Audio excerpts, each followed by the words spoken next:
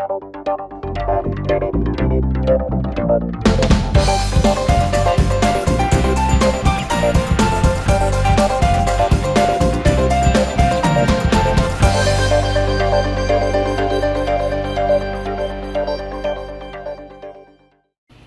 to everyone. This is your host Ash Khan and you are watching Consumer Pakistan News Channel. In today's bulletin, Khyber Pakhtunkhwa to conduct special drive for COVID-19 SOPs.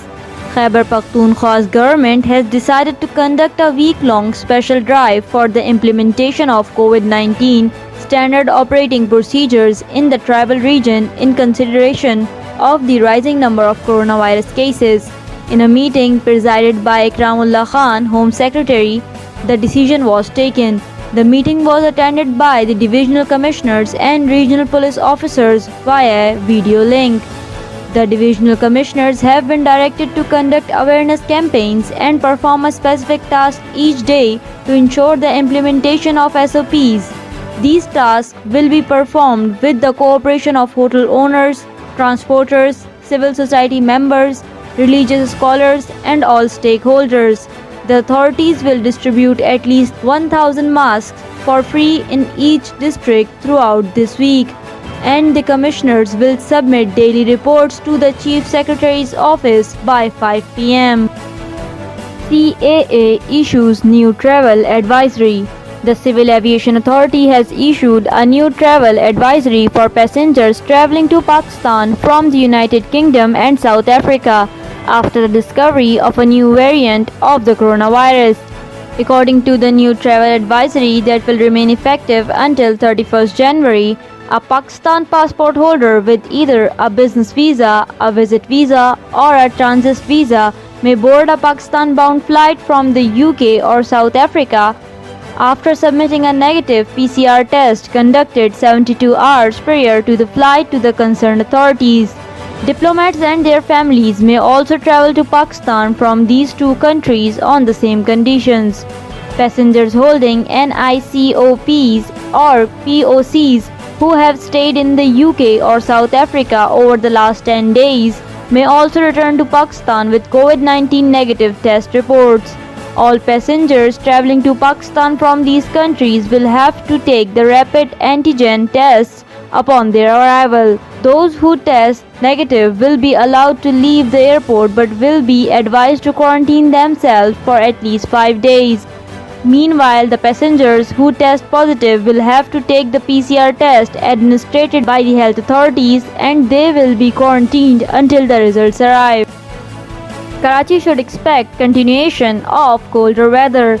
The Pakistan Meteorological Department has announced that Karachi's weather is getting colder and residents should expect chilly nights for the next 10 days. According to spokesperson for PMD, that the provincial capital is witnessing an intense cold wave at the moment as the city recorded a temperature of 7 degrees Celsius on Monday. The cold weather in Karachi will prevail till 15th January and mercury will drop down to 6 degrees during nights. In December last year, Karachi recorded its lowest temperature in the past decade, following which PMD predicted that a cold wave was set to enter the port city. Pakistan is experiencing record-breaking temperatures from Karachi to Khyber this winter due to La Nina, a complex weather pattern that occurs every few years, resulting in prolonged winters along with below normal temperatures. IKEA official reveals about the arrival of IKEA in Pakistan. IKEA has officially responded to rumors of its initiating operations in Pakistan, telling a news outlet that it has not announced any plans to start retail operations in Pakistan. Pakistan's ambassador to Germany, Dr. Mohammad Faisal, had tweeted in December that IKEA was planning to establish a retail backdrop in Pakistan. In the now deleted tweet, the ambassador claimed to have met the IKEA executive Dieter Metke, who had reportedly been planning to begin operations in Pakistan within the next few months. The ambassador has deleted the controversial tweet and has been avoiding answering queries about IKEA.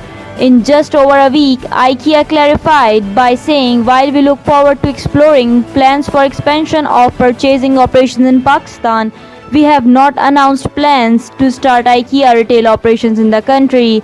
The range and supply office of the Swedish company further told the news outlet that we are constantly evaluating potential new markets for the future. Slack's global outage. Slack, the American work communication platform that is used by millions for business as well as schools, suffered a global outage on Monday, which was the first workday of 2021 for many. This was more disrupting than usual for everyone given how many people depend on online facilities for work and school during the pandemic. In a statement shared on Twitter, Slack said, "Customers may be experiencing issues connecting and using Slack at this time. Our team is currently investigating and we are sorry for any troubles this may be causing." The disruption affected services in many regions across the globe including the US, Germany, India, the UK, Japan and other. It started around 8 p.m. Pakistan time and it wasn't until 10:30 p.m. that people started seeing improvements. The outage was mostly resolved by 1 a.m. and Slack also provided a link to its users for regular updates on resolving the issue around the globe. Thank you for watching Consumer Pakistan News Channel. This is I, Ash Khan. See you in the next bulletin. Until then, take care and goodbye.